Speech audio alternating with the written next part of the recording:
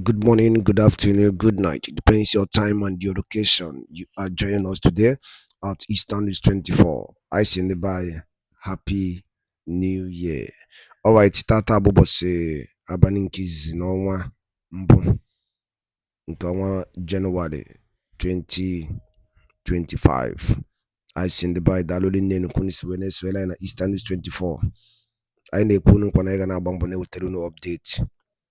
Gbasịta maka ya bụ ife na-eme n'obodo nọ n'ime ya ifu niile unu idere ịma na n'ime n'ala Igbo and the whole nation anyị gị na-wetere ya bụ update na Eastern News 24. Alright, dịka o si dị anyị agbapụnụ ya ọsọ anyị wetere unu ya bụ ya ji maka ya wee bịa. A sị m onye anwụ na ngana oyibo anabe dịka ị na-emegide mmadụ ị bụrụkwanụ chukwu ya maka a na-emegide ndị Igbo emegide mana ọpọ n'ihe niile na unu ka o si wee dị na ndị Igbo kakwa aga n'elu n'ihe niile a na-eme. Again, ntị unu n'ife Shehu Sani kwuru n'iru akwụkwọ. He warned about the breakup of Nigeria ga ya bụ ife and ọ bụrụ anyị ga-ebido ya ka nlapụ ịkara unu mmọnwụ ga ya bụ ife gasị edropụrụ ife iche. Alright, over to you. They have theorized that out of the 8-point-something million votes that Aswaju got, 5 million come from northern Nigeria. The whole thinking is that by the North pulling out its support for him, they can take over government. And the only way to do it, there is no one that they felt that could have been, can be a rallying point to this than President Muhammad Buhari. I spoke because I have to draw the attention of both the people in North and also those political forces. Before 2015, nobody has the right number of people, especially from the North, that have died in the struggle to install Buhari as the president of Nigeria. All right. I meant every word of every statement that I posted on my Twitter or X handle and Facebook. And what I said can be backed by this evidence that I'm going to state now. First of all, it's not false that it's not wrong to say that the North has been worse off under President Muhammad Buhari than at any other time in the history of Nigeria. The political forces that are today coming together to see how they can return to power, especially those from the northern part of Nigeria, are simply more interested in power than actually using power for the interests of our own people. In the last 8 years of President Muhammad Buhari, we have seen how the North was systematically destroyed by the ineptitude and incompetence of both the person who was at the seat of power at that time and the courtiers around him. First of all, the most important issue we face in the northern part of Nigeria is insecurity, and that became worse. In the northwestern part of Nigeria, in most parts today, the rural path of the northwestern part of Nigeria, many of our people can't access their farms. Many have resorted to paying levies and taxes to bandits in order for them to go to their farms. Many schools in rural areas have closed down during the period of Muhammad Buhari administration. We know that Chibok happened under Jonathan, but look at the statistics under Buhari. A Federal School of Agri-Mechanization, Kaduna, was attacked. Over 200 students were kidnapped, and they remained in the captivity for over 2 months. A Greenfield University in Kaduna was attacked. Students were kidnapped, and many were killed, and parents have to sell everything they have to rescue their children from the hands of terrorists. Government Science College, Kagara in Niger State, Government Secondary School, Kankara in Katsina State, where the former president came from, Sangaya School in Tegina in Niger State, Bethel Baptist House School in Kaduna. All these things happen. We have seen attack on Federal Government Girls College, Yauri, where female students were kept in captivity for over 2 years. And we have seen trillions being budgeted and funded for security. And he kept service chiefs who failed. He kept on extending their tenure, and the North was worse off. At a certain time in Zabarmari, somewhere in Borno State, about 50 farmers were slaughtered. In Kaduna, there's something. Slaughtering of people, raping women, extortion for ransom became a way of life in northern part of Nigeria. Under Buhari, you can't move from Kaduna to Abuja. Kidnappings and killings happen every day. In the last 1 year, it happened 1 or 2 times. You remember the train incident that was attacked.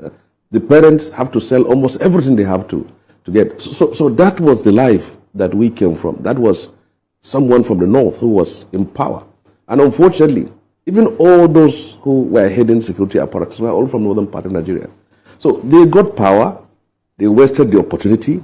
All that came after they left office was one story of embezzlement, corruption, and industrial scale looting of the treasury of the country that happened under that administration.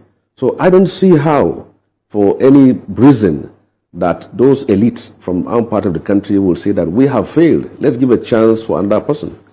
If you remember, the thought of President Muhammad Buhari, thought of President Olusegun Obasanjo, of bringing someone from Niger Delta to preside over the affairs of the country has seriously addressed the problem of that region. Even if it has not addressed the problem of that region, at least they knew that their own was in power, and this is what he has done, and the country moved forward. So it is not constitutional, it is not within our law, it's not within democratic realities that people should not aspire for power. But when you are talking of the unity, the stability, and the continuous existence of Nigeria, I think it's important for those who have ambition from northern part of Nigeria to step it down. The North has a moral right. It is more strongly footed in, with a legitimate pedestal to ask for a return of power in 2031 or 2032. That is the right thing to do. But at this time, all these forces were the same people that mobilized the same people before 2014, and now they thought that they can bring back that kind of charm and then see how they can push him forward. But what they don't know was the fact that the people, the North, even though there are a lot of gullible ones that may go along with that, question will be asked, when you were in power, what did you do? We had our own on the throne, and he did nothing, and we were worse off. So what else do you want us to do? Do they want us to go back to that point where President Muhammad Buhari will endorse a northern candidate, and then the South will say this is where they go? Where will Nigeria be? So I think that's right. He too, as someone who has been through civil war, as someone who presided over the affairs of this country, I should be very careful with this kind of people. If not, they will both get him and the whole country in trouble. Right, Senator, you also noted that the South never challenged the Buhari's government for 8 years, which some might interpret as a sign of weakness or acquiescence. How do you think the South approach to politics has contributed to the current state of affairs, and what lessons do you think can be learned from their experience, especially given data from the 2023 presidential elections showing that South accounted for over 60% of President Bola Tinubu's total votes?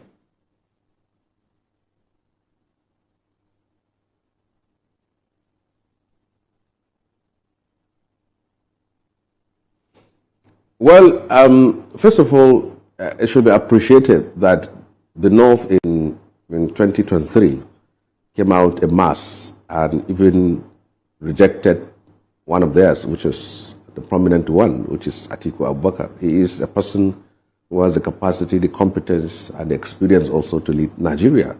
There's no doubt about it. I don't know of any person who has been so long in the struggle for power and who has gone through that experience like him. But if the North has decided that this is the person who they wanted to take over power, for example, a state like Zamfara State voted for Aswaju Tinubu, and Niger State voted for Aswaju, Kaduna State voted for Atiku. But now, if people who, ordinary people can say this is where they belong, and I think it is important to allow the process to come to an end. 4 years is nothing in the history of a nation if you are talking about the length of time. But the fact is that for the whole 8-year period of President Muhammad Buhari as a president of this country, the South has not presented any serious and formidable challenger and rally around him for sectional reason and say, this person must eject President Muhammad Buhari out of power. But this is where we are heading to as far as the North is concerned. Anybody can deny this, but I believe that time and posterity will prove me right, that this is their own intent and this is the problem we are going to face. But I have to caution them on the crisis and the problems that will generate. It's going to be a serious problem for Nigeria, where you have a candidate that is endorsed by one section of the country and opposed by a section of the country. And I said it in clear terms, that allow the South to tidy up and then complete their tenure from 2027 to 31 or 32, I don't know. And then from there, the North can stand on a strong moral footing and demand for power. You can see revelations after revelations. The northern masses have simply been used and been abandoned for 8 years of Buhari administration.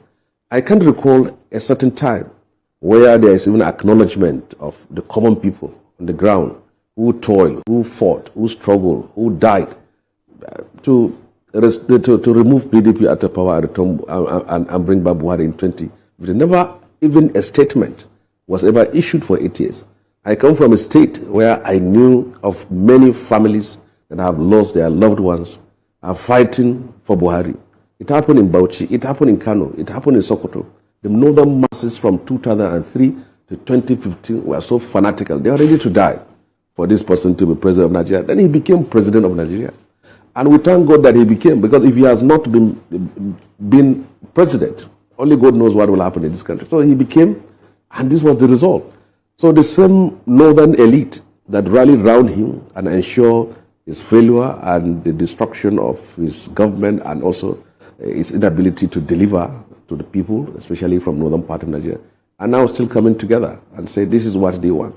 And I say the forces are different. There are people who want political power and are ready to, and I don't care whether it goes to South, they will certainly contest, like the candidate of the PDP, Atiku Abubakar. There are others who are disgruntled because they wanted to be part of this administration and then they lost out, like Erfai. And then there are others who believe that this is the right opportunity, whom they believe that the Aswaju government is going after them. They are so-called the Buharis who are in this government, who simply extorted and plundered the country in the name of being loyalists of President Muhammad Buhari. So all these forces are coming together and see how they can work against this. And I don't think this is in the interest of time. The worst thing will be for the South to come together and say, this is the person we want or nothing. And where will the country be in that kind of situation? And that brings, allow, you have enough time. They may not die before the 2031 or 32. They should wait. Yeah. When the time comes, even people like me will say that the South has finished its own term and that power should go back to the North. So that brings me to my next question, which, because I'm wondering how you think President Tinubu's government should now respond to this perceived plot, especially given his campaign promises to unite the country and address regional disparities. And what advice would you give to him, considering his administration's initial efforts to address some of the North's developmental challenges, such as the recent allocation of 1.4 billion naira for the Lake Chad Basin refiling project?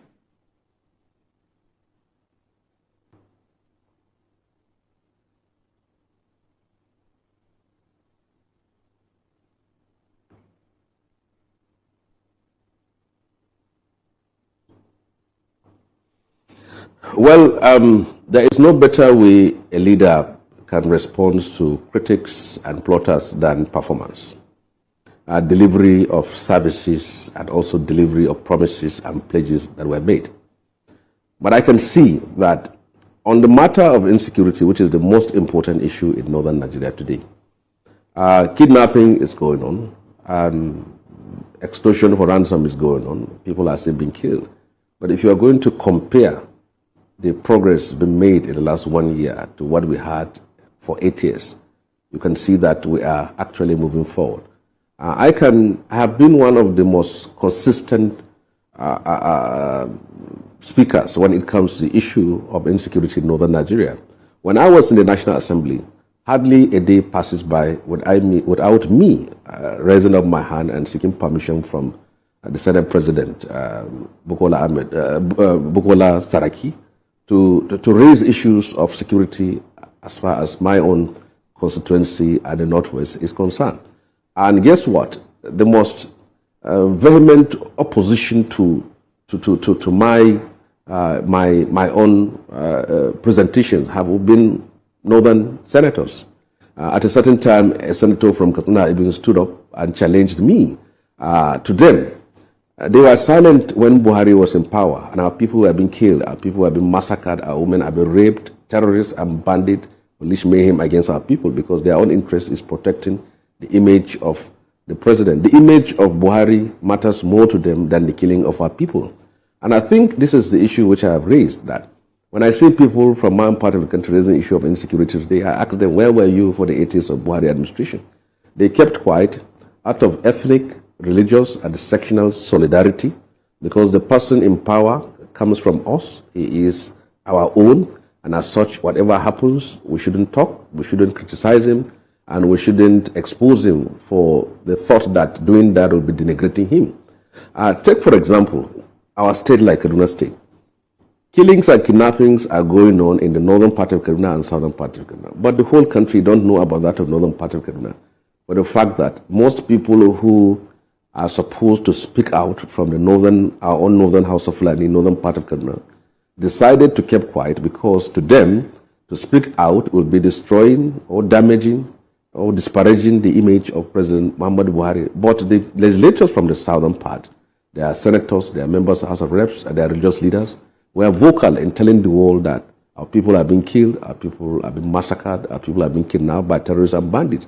So for someone who is outside of Kaduna, will think that terrorists only attack people of southern Kaduna, simply because the people from northern part don't want to talk.